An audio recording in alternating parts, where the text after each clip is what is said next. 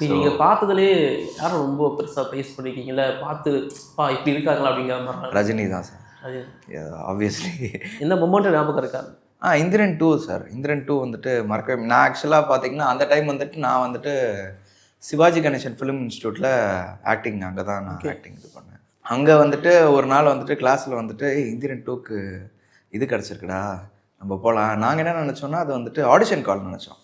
எங்களுக்கு அந்த டைமில் எல்லாரும் குரூப் இருப்போம் இல்லையா, அந்த டைமில் ரொம்ப கம்மியான குரூப்ஸ் தான் இருந்துச்சு. ஸோ அந்த குரூப்ஸில் வந்து நாங்கள் இருக்கும்போது எங்களுக்கு ஆடிஷன் கால் வந்துச்சு.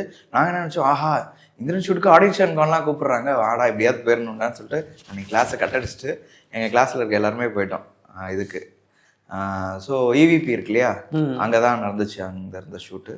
ஸோ போயிருந்தபோது அப்புறம் தான் தெரிஞ்சது ஆடிஷன் கால் கிடையாது, பேக்ரவுண்ட் ஆர்டிஸ்டாக நிற்கிறதுக்கு தான் மெசேஜ் வந்துச்சு. சரி ஓகே வந்தாச்சு, தலைவரையாவது பார்த்துட்டு போயிடுவோம், தரிசனம் கிடைச்ச மாதிரி பார்த்தா போதும் மாதிரி போனோம். ஆனால் பேக்ரவுண்ட் ஆர்டிஸ்ட்க்கு நின்று எப்படியாவது ஃப்ரேம்குள்ளே வந்துடணும்னு அவ்வளோ புஷ் பண்ணி வந்தோம். கடைசியாக அந்த சீனே தூக்கிட்டாங்க. ஸோ கடைசியாக தலைவர் பார்த்தாச்சு.